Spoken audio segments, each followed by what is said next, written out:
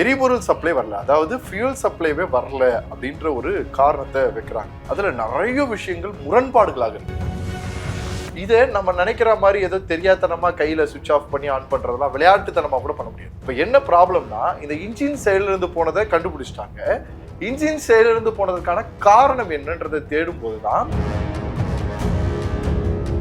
ஏன் இது வந்து ஃபியூல் இது கட் ஆஃப்ல இருக்கு அப்படின்ற கேள்வியை இந்த இன்னொரு சக பைலட்ல இருக்கவர் கேட்கிறாரு.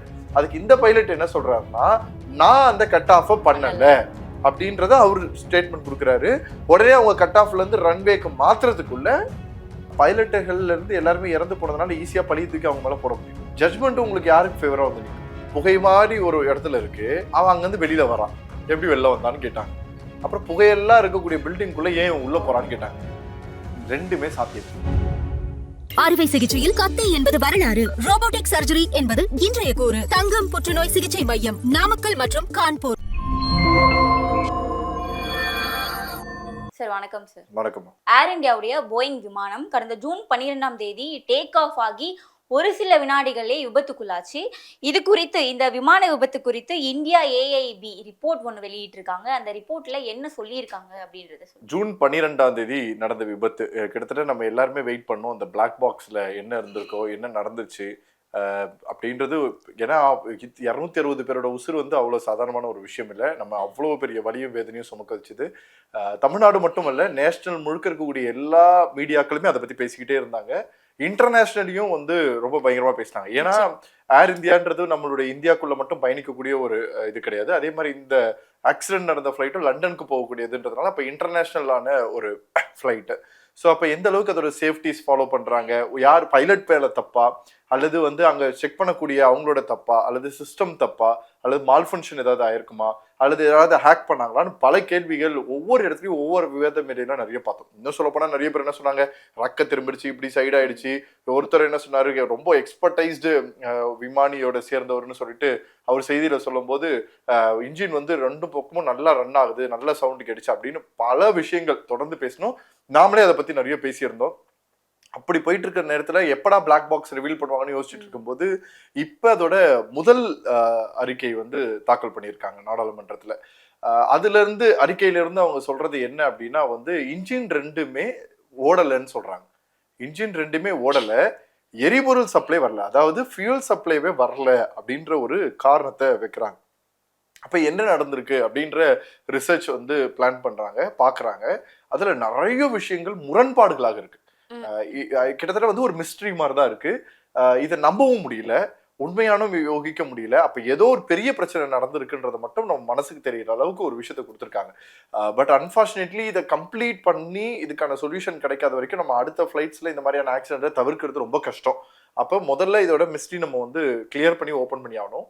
இப்போ வரைக்கும் வந்திருக்கக்கூடிய தகவல் அடிப்படையில் என்ன சொல்றாங்கன்னா, ஏன்னா இங்க என்ன ஆச்சுன்னா நீங்க பாத்தீங்கன்னா தெரியும், 37 செகண்ட் கரெக்டா ஃபிளைட் வந்து டேக் ஆஃப் ஆகி மேல 12 கிலோமீட்டர் பயணிக்க வேண்டியது. ஆக்சுவலி வந்து யூஸ்வலி ஒரு ஃபிளைட் டேக் ஆஃப் ஆகுதுன்னா ஒரு 12 கிலோமீட்டருக்கு வரைக்கும் வானத்துக்கு போகும். வானத்துக்கு போயிட்டு அதுக்கு அப்புறமாக தான் அது ஒரு ஸ்டெபிள்ல வரும். ஸ்டெபிலிட்டி ஆனதுக்கு அப்புறமா அது நார்மலா பயணிக்க ஆரம்பிக்கும். இதுதான் ஜெனரல் ப்ரொசீஜர். இந்த 12 கிலோமீட்டருக்கும் சீட் பெல்ட் கூட யாருமே ரிமூவ் பண்ண மாட்டாங்க. அங்க மேல போய் ஃபிளைட்ல போய் ஒருத்தவங்க செட்டில் ஆகிற வரைக்கும் இது யூஸ்வலி ஃபாலோ பண்றது. பட் இந்த ஏர்கிராஃப்ட் வந்து நம்ம வந்து போயிங் ரக விமானம் வந்து மேலே ஏறக்கூடிய ஒரு 600ல இருந்து 680 மீட்டர்கள் பயணிக்க ஆரம்பிக்கும் போதே எவ்வளவு அளவுக்கு மேலே ஏறிச்சோ அதே அளவுக்கு அது வந்து அப்படியே டவுன்ல போறது தான் நம்ம எல்லாருமே வீடியோல பார்த்தோம். ஸோ அது போய் கிராஷ் ஆகும்போது நம்ம அந்த விமானத்திற்குள்ள இருந்தவர்கள் மட்டும் மரணிக்கல, விமானத்தை தாண்டி இருந்த அந்த கல்லூரி மாணவர்களும் பாதிக்கப்பட்டாங்க. இதுல ஒரே ஒரு பயணி மட்டும் தப்பிச்சாங்க. அதுல ஒரு பெரிய கான்ட்ரவர்சி, அவன் எப்படி தப்பிச்சான், அவன் எப்படி வெளியில வந்தான் அப்படின்னு ஒரு பெரிய விஷயத்தையும் நம்ம கிரியேட் பண்ணோம். இதுல இங்க நம்ம கவனிக்க வேண்டியது என்ன அப்படின்னா, நடுவுல ஒரு வீடியோ தகவல்கள்ல அந்த வாட்ஸ்அப்ல வந்த வீடியோவே கிளாரிட்டி கம்மியா, அதுல இருந்தும் நம்ம எடுத்தது வந்து ரேட் வந்து வெளியில வந்தது. ஸோ ரேட் ஏன் வெளியில வரும் அப்படின்னா, பொதுவாக இந்த மாதிரி ஏதோ ஒரு பிரச்சனைகளால செயலிழக்க வேண்டிய சூழ்நிலை வருது, விமானங்கள் இயக்கப்படலை, உள்ள இருக்கக்கூடிய எலக்ட்ரிசிட்டி சப்ளை ஃபுல்லாவே டிஸ்கன்டினியூ ஆயிடுச்சு. அப்போ ஒர்க் அவுட் ஆகலைன்னா அந்த ரேட் வெளியில வந்து எமர்ஜென்சி சிஸ்டம் ஓகே அந்த டைம்ல அந்த டெம்பரரியான ஒரு எலக்ட்ரிக்கல் சப்ளை ஃபங்க்ஷனாலிட்டி கிடைக்கும். அதன் மூலியமாக அந்த விமானம் தரையிறங்குவதற்கான ஒரு முயற்சி எடுக்க முடியும். ஸோ இந்த பர்பஸ்க்காக வரும். அப்போ ஒரு ரேட் வெளியில வருதுன்னா அப்போ உள்ள இருந்த யூகங்கள் என்னன்னா அப்போ வந்து உள்ள இருக்கக்கூடிய எலக்ட்ரிக்கல் பார்ட் எல்லாமே போயிடுச்சு, எல்லாமே ப்ராப்ளம் ஆயிடுச்சு அப்படின்றதால தான் அது வெளில வந்திருக்கு. அப்போ வேற ஒரு ப்ராப்ளமா இருக்கும் இப்படின்னு பல விஷயங்கள் போச்சு. ஆனா இப்போ வந்து அந்த இன்ஜின் காரணங்கள், ஏன்னா பறவை வேற நடுவில் நிறைய விஷயங்கள் சொல்லிட்டாங்க. என்னென்னலாம் நம்மளால யூகிக்க முடியுமோ எல்லாத்தையும் யோசிச்சு வச்சிருந்தோம். இப்போ வந்திருக்கக்கூடிய விஷயம் என்னன்னா ஆக்சுவலி ரன் கட் ஆஃப்னு சொல்லிட்டு ஃபியூல் சப்ளை போறதுக்கு ஒரு சுவிட்ச் இருக்கும், 2 சுவிட்ச் இருக்கும் பொதுவாகவே. நீங்க வந்து இந்த பொதுவாக 2 பைலட் இருப்பாங்க குறைஞ்சபட்சம். இந்த 2 பைலட்டும் பார்த்தீங்கன்னா அந்த விமானத்தை இயக்குவதற்காக முன்னாடி இருக்கக்கூடிய கேப்டனாக அங்கேருந்து பயணிச்சுட்டு இருப்பாங்க. அங்கேயே வந்து 2 சுவிட்ச் இருக்கும். இப்போ நீங்க நம்ம பெட்ரோல் எல்லாம் பாத்தீங்கன்னா ஃபியூல் வந்து ஆஃப் பண்றது, ஆன் பண்றது, ரிசர்வ் போடுறது எப்படி இருக்கும், கிட்டத்தட்ட இது வந்து பாத்தீங்கன்னா ஒரு சின்ன ஒரு பட்டன் ஸ்டிக் மாதிரி இருக்கும்னு வச்சுக்கோங்களேன். இந்த ஸ்டிக் வந்து நீங்க அப் டவுன்ற மாடல் மாதிரி இருக்கும். மேல ரன்னு, கீழே வந்து கட் ஆஃப் இருக்கும். ரன்னுனா ஃபிளைட் வந்து இயக்கத்திற்கு தேவையான எரிபொருள் சப்ளையை கொடுத்துட்டு இருக்கக்கூடிய சரியான இதுல இருக்கிறதுன்னு அர்த்தம். கட் ஆஃப்ன்றது வந்து லேண்ட் ஆனதுக்கு அப்புறம் பண்ணுவாங்க. ஒரு அந்த இது தரையிறங்கும் போது அந்த 2 சக்கரங்கள் ஓப்பன் ஆகி தரையிறங்குச்சு இல்லையா, ஓடுபாதையில வரும்போது அது வந்து கட் ஆஃப் பண்ணாங்கன்னா அதற்கப்புறமா அதோட எரிபொருள் சப்ளை வந்து ஸ்டாப் ஆகும். இது வந்து அப்படின்னா ஆஃப் ஆயிடுது, முடிஞ்சிருது அப்படின்றது வந்து அதோட அசம்ஷன் கணக்கு. இதை நம்ம நினைக்கிற மாதிரி ஏதோ தெரியாதனமா கையில சுவிட்ச் ஆஃப் பண்ணி ஆன் பண்றதெல்லாம் விளையாட்டுத்தனமா கூட பண்ண முடியாது. அப்படி கிடையாது. ஏன்னா இதோட மாடலே ரொம்ப வித்தியாசமா இருக்கும். எப்படின்னா நீங்க வந்து புஷ் பண்ணி அப் பண்ணி லைக் வந்து ஒரு ஸ்க்ரோலிங் பண்ற டைப் மாதிரிலாம் ஒரு வித்தியாசமா தான் வச்சிருப்பாங்களே. நீங்க சும்மா பேருக்கு இப்படி ரைட் லெஃப்ட் மேல அப் கட் ஆஃப் பண்றது, ரன் பண்றது பண்ண முடியாது. இப்ப என்ன ப்ராப்ளம்னா இந்த இன்ஜின் செயல இருந்து போனதை கண்டுபிடிச்சிட்டாங்க. இன்ஜின் செயல இருந்து போனதுக்கான காரணம் என்னன்றதை தேடும் போதுதான் பிளாக் பாக்ஸை ரிவீல் பண்றாங்க. இந்த பிளாக் பாக்ஸ் நம்ம ஆல்ரெடி பேசியிருந்தது தான். பிளாக் பாக்ஸ்னா என்னன்னா எக்காரணத்துக்கு ஒன்றும் எப்பேற்பட்ட சூழ்நிலையிலையும் டேமேஜ் ஆகாம உள்ள இருக்கக்கூடிய எந்த திசையில எவ்வளவு ஸ்பீடுல எவ்வளவு இயக்கிருக்காங்க, என்னென்ன சுவிட்ச் ஆன் பண்ணிருக்காங்க, என்னென்ன சுவிட்ச் ஆஃப் பண்ணிருக்காங்க, என்னென்ன பேராமீட்டர்ஸ் அது ரன் ஆயிருக்கு, என்னென்ன மெசேஜஸ் கொடுத்துருக்காங்க, அங்க இருக்கக்கூடிய பேசஞ்சர்ஸ்க்கு என்ன சொல்லியிருக்காங்க, பைலட்ஸ் 2 பேரும் என்ன பேசியிருக்காங்கன்ற வரைக்கும் மொத்தமும் ரெக்கார்ட் ஆகி கம்ப்ளீட் இன்ஃபர்மேஷன்ஸ் இருக்கும். அதை டீகோட் பண்ணுவாங்க. அது வந்து ஒரு சாஃப்ட்வேர் வச்சு டீகோட் பண்ணி திருப்பி அதை ஒரு ஃபைலா கன்வெர்ட் பண்ணி அதுக்கப்புறமா எல்லாத்தையும் லிசன் பண்ணணும். ஒவ்வொரு செகண்ட் ஒவ்வொருத்தையும் டிசைன் பண்ணி ரிப்போர்ட்ஸ் எடுப்பாங்க. இப்ப அதுல ஒரு வார்த்தை வந்து வருது. ஒரு சக பைலட்ல ஒரு பைலட் வந்து சொல்றாரு, இந்த மாதிரி வந்து ஏன் ஃபியூலோட இது கட் ஆஃப்ல இருக்கு, ஏன் பைலட் ஏன் இப்படி பண்ணீங்க அப்படின்னு பக்கத்துல இருக்கவர் கேட்கிறாரு. எதனால நீங்க இப்படி பண்ணீங்க, ஏன் இது வந்து ஃபியூல் இது கட் ஆஃப்ல இருக்கு அப்படின்ற கேள்வியை இந்த இன்னொரு சக பைலட்ல இருக்கவர் கேட்கிறாரு. அதுக்கு இந்த பைலட் என்ன சொல்றாருன்னா, நான் அந்த கட் ஆஃப் பண்ணல அப்படின்றத அவரு ஸ்டேட்மெண்ட் கொடுக்குறாரு. உடனே அவங்க கட் ஆஃப்ல இருந்து ரன்வேக்கு மாத்துறதுக்குள்ள மொத்த கிராஷ் நடந்திருக்கு. அப்ப கட் ஆஃப்ல இருக்கிறதே இவங்க 2 பேருக்குமே தெரியல. இல்ல அந்த டைம்ல ரன் ஆகும் போதுதான் ஒரு ஸ்விட்ச் பட்டன் வந்து கட் ஆஃப்ல இருந்திருக்கு. சோ கட் ஆஃப்ல இருந்தது எப்படி கட் ஆஃப் ஆச்சு? ஏன்னா கட் ஆஃப் ஆகாது. நீங்க வந்து ஸ்டார்ட் பண்ணும்போது இதெல்லாம் செக் பண்ணிட்டு தான் கட் ஆஃப் பண்ணுவாங்க. ஏன்னா செக்கிங் ப்ராசஸ்ன்றது நீங்க எப்படி வந்து எக்ஸ்டர்னலா அவுட் சைட்ல இருக்கக்கூடிய இன்ஜினியர்ஸ் எல்லா ஃபங்க்ஷன் கிட்டத்தட்ட ஒரு 200 to 300 ஃபேக்ட் செக் பண்ணுவாங்க. இதெல்லாம் வெளியில நடக்கக்கூடியது. அதற்கப்புறமா ஃபிளைட் எடுக்கிறதுக்கு முன்னாடி அந்த பைலட்டாக இருக்கக்கூடியவர்கள் அவருக்கு ஒரு ஃபேக்ட் செக் இருக்கு. இந்த ஃபேக்ட் செக் எல்லாமே ப்ராப்பரா இருந்தாதான் வண்டியோட ரன்னிங் இதுவே நடக்கும். ஸோ இங்க இது வந்து கட் ஆஃப்ல இருக்கிறதுனால எரிபொருள் சப்ளை வந்து போகல. எரிபொருள் சப்ளை போகலன்னொடனே இன்ஜினோட ஃபங்க்ஷனிங் நடக்கல. இன்ஜினோட ஃபங்க்ஷனிங் நடக்கலன்னொடனே உங்களுக்கு தர்ஸ்ட் கிடைக்கல. அதனாலதான் அவங்க வந்து மேடே கால் பண்ணிட்டு தர்ஸ்ட் வந்து எனக்கு வரல அப்படின்றத அவங்க அந்த இடத்துல வந்து மென்ஷன் பண்ணி சொல்றாங்க இந்த பைலட். இதெல்லாம் ரெக்கார்டிங்ல நம்ம முன்னாடியே கண்டுபிடிச்சிட்டோம், அவங்க சிக்னலா கொடுத்து கண்டுபிடிச்சிருந்தோம். அப்ப ஏன் இந்த வார்த்தைகளை பயன்படுத்தினாங்க அப்படின்னு கேட்கும் போதுதான் இந்த விஷயங்கள்லாம் ரிவீல் ஆயிருக்கு. இப்ப இங்க பிரச்சனையே என்னன்னா, நீங்க வந்து ஒரு ஃபிளைட் டேக் ஆஃப் பண்ணும்போது ரன்வேல இல்லாம டேக் ஆஃபே பண்ணிருக்க முடியாது. நிச்சயமா. ஆனா ரன்வே ஆரம்பிச்ச 37 செகண்ட்ல ஒரு ஃபிளைட் வந்து உங்களுக்கு கிராஷ் ஆகுது அப்படின்னா அப்ப 37 செகண்டுக்குள்ள யார் அதை டர்ன் ஆஃப் பண்ணி ஆன் பண்ணிருக்க முடியும், கட் ஆஃப் பண்ணி ஆன் பண்ணிருக்க முடியும். அப்ப இத பைலட் 2 பேருமே நான் பண்ணலன்றத அப்படி சொல்றாங்க அப்படின்னா அப்ப அது எப்படி ஆட்டோமேட்டிக்கா நடந்திருக்க முடியும்? அது யார் பண்ணிருப்பா? ஸோ இது நீங்க ரீசன்ட் லாஸ்டாவே பாத்தீங்கன்னா நீங்க வந்து ஃபார்மர் எம்பி எல்லாம் சொல்லும் போது ஒரு ஸ்டேட்மெண்ட்ல என்ன சொன்னாங்கன்னா, இதுல யாராவது சைபர் அட்டாக் பண்ணியிருக்காங்களா அப்படின்ற ஒரு கேள்வியை முன் வச்சாங்க. ஸோ இப்போதான் இந்த மாதிரியான விஷயங்கள்லாம் வருது. ஆனா இது வந்து நீங்க எதுவுமே ஃபைனல் டெசிஷனுக்குள்ள கொண்டு போக முடியாது. ஏன்னா இது ஃபர்ஸ்ட் ரிப்போர்ட் தான். இதுவே பயங்கர அழுத்தத்திற்கு பிறகு செம்ம டிலேல வந்திருக்கு. ஆக்சுவலி முதல் 15 நாளுக்குள்ள இந்த விஷயங்கள் பண்ணிருக்கணும். ஏன்னா நீங்க பிளாக் பாக்ஸ் கண்டுபிடிக்கிறதுக்கே 10-15 நாள் எடுக்கும். ஆனா இங்க முதல்ல ஆக்சிடென்ட் ஆன நாள் அன்னைக்கே பிளாக் பாக்ஸ் கண்டுபிடிச்சிட்டாங்க. அடுத்த நாளே கமிட்டி ஃபார்ம் பண்ணி இதை எக்ஸிகியூஷன் பண்ணி வெளியில அனுப்பிட்டாங்க. வித் யூஎஸ் டீம் எல்லாருமே இதுல இன்டர்கேட் கொண்டு வந்துட்டாங்க. அப்ப நீங்க இது 15 நாள்ல நீங்க ஜூன் மந்தே கண்டுபிடிக்க வேண்டிய விஷயம் இன்னைக்கு 1 மாத காலங்கள் ஆகி பண்ணலன்ற பிரஷர் தான் வருது. இங்க கேள்விகள் நமக்கு வர்றது என்னன்னா, இது உண்மையான ரிப்போர்ட்டாவே இருக்குமான்ற சந்தேகம்லாம் வர வைக்குது. ஏன்னா பாருங்களேன், ஏன்னா இப்ப நீங்க வந்து 30 நாள் கழிச்சு முதல்ல இவ்வளவு டிலே பண்ணணும், டிலே ஆகுதுன்றது ஏன் இன்னைக்கு வரைக்கும் இன்டிமேஷன் பண்ணல அப்படின்னு பல கேள்விகள் அதுக்குள்ள வர ஆரம்பிக்குது. ரெண்டாவது, ஏர் இந்தியாவில் இருக்கக்கூடிய வேற ஏதோ ஒரு பிரச்சனைகளை சமாளிப்பதற்காக ஏதாவது பண்றாங்களா, இல்ல உண்மையிலேயே இது ஏதாவது டாடா குழுமம் கூட இப்போதைக்கு எங்களால எந்த பதிலும் சொல்ல முடியாதுன்னு தான் சொல்லியிருக்காங்க. அவங்களால எந்த ஒரு டெக்ளரேஷன் பண்ண முடியாது. இப்ப என்னன்னா, பைலட்டுகள்ல இருந்து எல்லாருமே இறந்து போனதுனால ஈஸியா பழி தூக்கி அவங்க மேல போட முடியும். நிச்சயமா யோசிச்சு பாருங்க, உயிரோட இல்ல அவங்களால பதில் சொல்ல முடியாது இல்ல, எங்க நீங்க ப்ரூவும் பண்ண வேண்டாம்ல, ஜட்ஜ்மெண்ட் உங்களுக்கு யாருக்கு ஃபேவரா வந்து நிற்கும்? கரெக்டுங்களா? உண்மையிலேயே வந்து விமானத்தின் கோளாறுகள் சார்ந்து ஒன்று இருந்ததுன்னா அதற்கு மிகப்பெரிய ஒரு பொருளாதார பின்னடைவை வந்து அந்த விமான நிறுவனம் வந்து சந்திக்க வேண்டியது இருக்கும். அது ஏர் இந்தியாவாக இருக்கட்டும் அல்லது அதை தயாரிக்கக்கூடிய நிறுவனங்களாக இருக்கட்டும், நிறைய விஷயங்கள் இருக்கு. அப்ப அது வந்து கிட்டத்தட்ட லட்சக்கணக்கான கோடி பிசினஸ முடக்கிடும்.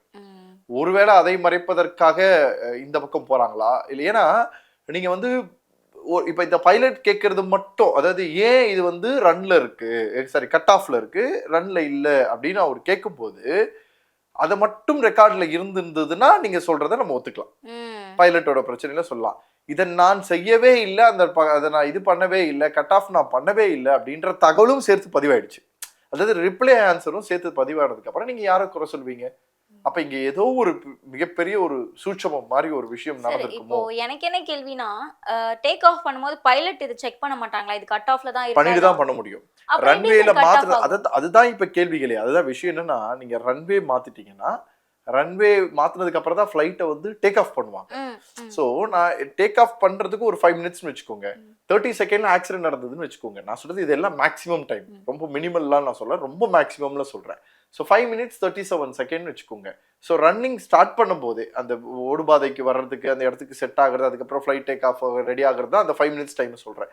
அப்போ அந்த டைம்லயே நீங்க எல்லாத்தையும் செக் பண்ணிட்டு கட் ஆஃப்லாம் இல்லாம ரன்ல மாத்தி வச்சிருந்தா தான் வண்டி ஃபிளைட் வந்து உங்களுக்கு டேக் ஆஃப்கான ப்ரொசீஜர்ஸ்க்கே ஸ்டார்ட் ஆகும். அது எல்லாம் கிளியர்ட் ஆயிருந்தா மட்டும் தான் ப்ராசஸ் பண்ண முடியும். நீங்க நினைக்கிற மாதிரி ஈஸியா இது ஒரு ஆஃப்ல இருந்தா தெரியாது. நல்ல வார்னிங்ல இருந்து எல்லா ப்ராக்ரஸுமே அதுல எக்ஸிகியூஷன் இருக்கும். அப்ப இங்க அப்ப அந்த இடத்துல அது நடக்கலன்னு அர்த்தம்.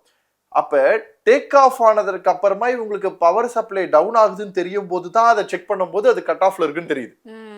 நல்லா புரிஞ்சுக்கணும்.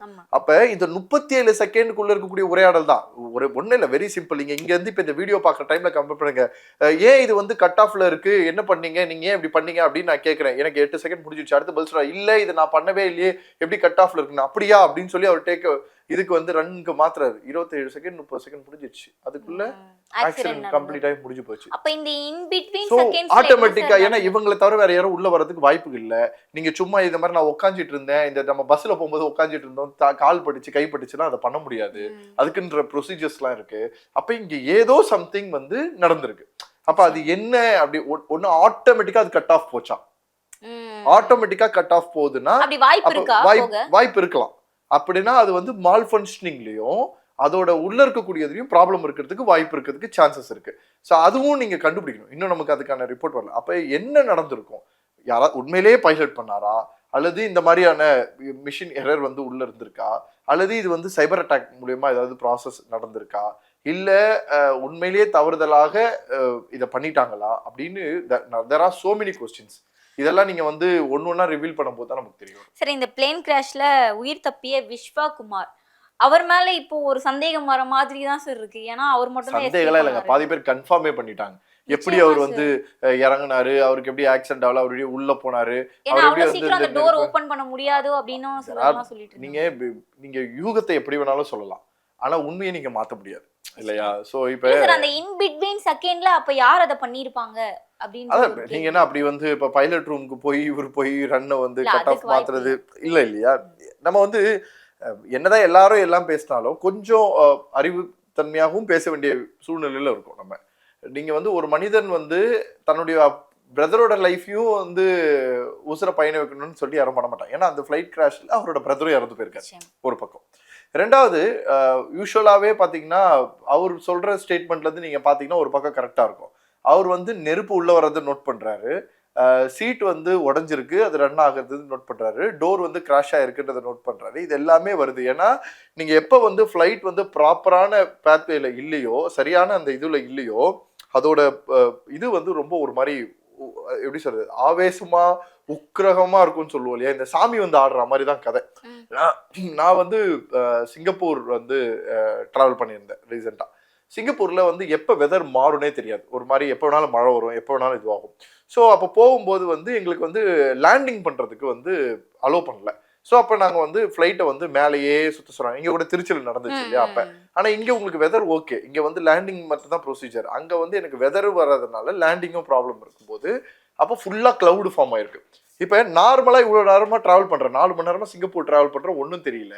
அந்த இடத்துக்குள்ள சுத்தும் போது அந்த கிளவுடுக்குள்ள அந்த அந்த அந்த இப்படி உள்ள போய் கிளவுடு இது இருக்குன்னா கிளவுடுக்குள்ள இப்படி போய் அந்த இது வந்து விமானம் வெளியில வர அந்த செகண்ட் வந்து பாத்தீங்கன்னா அப்படியே இப்படிதான் ஆடும். நீங்க எதுவுமே இருக்காது, ஒரு மாதிரி இருக்கும் உங்களுக்கு. ஒரு செகண்ட்ல வந்து என்னமோ ஆயிடுச்சுன்ற ஒரு இதுக்குள்ள போவீங்க. இது வந்து டேக் ஆஃப் ஆகுற ஸ்பீட்ல அது வந்து டவுன்ல போய் ஒரு பில்டிங் கிட்ட வரைக்கும் கிராஷ்ல போகுதுன்னா எப்படி இருந்திருக்கும்னு யோசிச்சு பாருங்க. இல்ல சார், அதான் சார், யாருக்குமே இந்த கான்ஷியஸே இருக்காது, நம்ம என்ன நடக்குதுன்னே தெரியாது. ஆக்சுவலி அவன் தப்பிக்கிறானே அவனுக்கு தெரிஞ்சிருக்காது. நீங்க அதுதான், நீங்க இப்ப நிறைய வீடியோஸ்ல என்ன காமிச்சாங்கன்னா, புகை மாதிரி ஒரு இடத்துல இருக்கு, அவன் அங்கிருந்து வெளியில வரான், எப்படி வெளில வந்தான்னு கேட்டாங்க.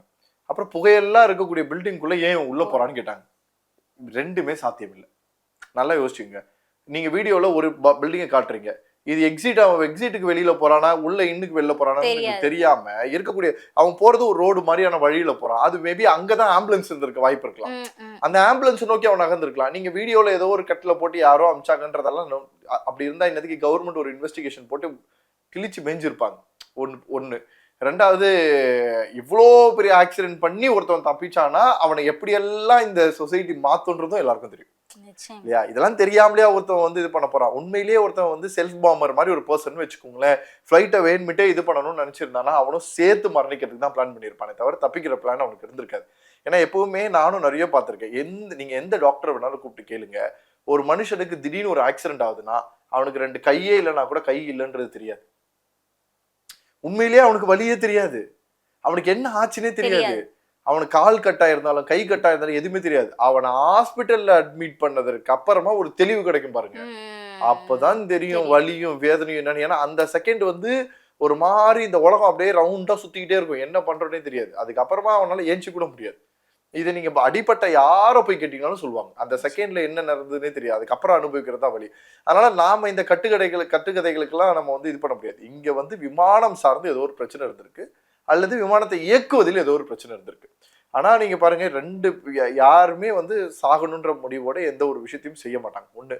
ரெண்டாவது, சீக்கிரத்துல அந்த நீங்க வந்து விமானிய இயக்குனவரோட பைலட் எல்லாம் பாத்தீங்கன்னா அவரோட லைஃப்லாம் வந்து அதாவது வாலண்டரிங் ரிட்டையர்மெண்ட் பண்ணிட்டு வெளில வரக்கூடிய முக்கியமான ஒரு இடத்துல அவங்க அப்பா கிட்ட சொல்லிட்டு வர்றாரு, இனிமே நான் வரேன்ப்பா, உன் கூட இருக்கிறப்பான்னு சொல்றது வந்து வாழ்க்கையை நோக்கி ஏதோ ஒரு இதுக்காக காத்துட்டு இருக்கக்கூடிய நொடி.